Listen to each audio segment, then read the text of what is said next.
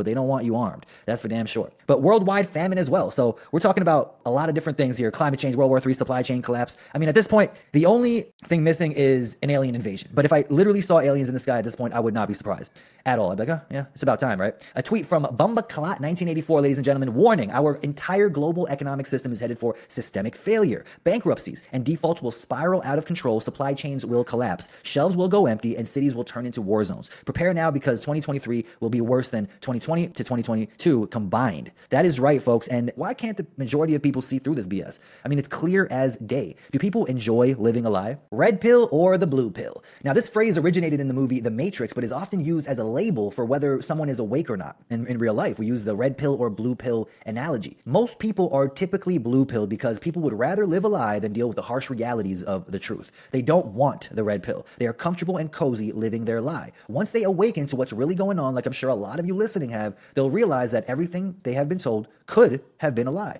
Not only can the average person not fathom this level of criminality, but they prefer not to. A video about the philosophy of the Matrix explains this cognitive dissonance quite well. Shortly after his liberation, Neo initially refuses to accept the truth. No, I don't believe it. It's impossible, he says, after Morpheus showed him what the Matrix is. He showed a typical reaction of someone confronted with the harsh reality. As the architect of the Matrix states in the sequel, denial is the most predictable of all human responses.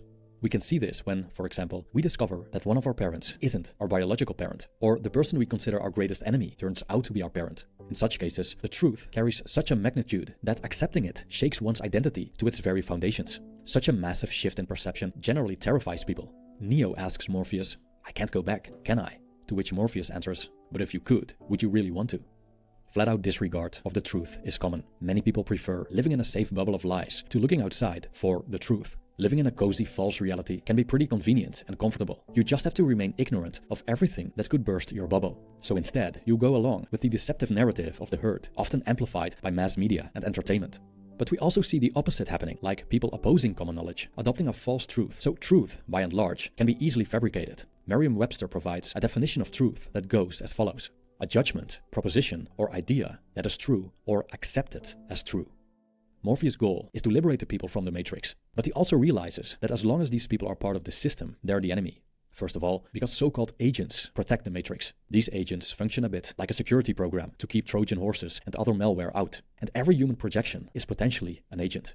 Second of all, most of them aren't ready to be unplugged. Similarly, when Plato's enlightened man tries to persuade the people in the cave to go outside, he meets resistance and ridicule. Plato describes such endeavor as inserting vision into blind eyes. It's a waste of time trying to convince someone of the truth if they aren't receptive to it.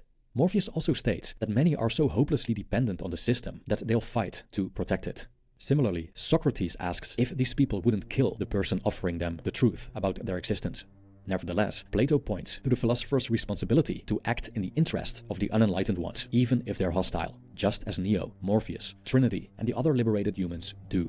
A quote from Yamato Masashi: "Truth is not what you want it to be, it is what it is, and you must bend to its power or live a lie." Now, the reason why someone will get angry and aggressively defend the establishment narrative is because they know deep down if it wasn't true, it could mean they would have to reevaluate everything they've been told. And some are just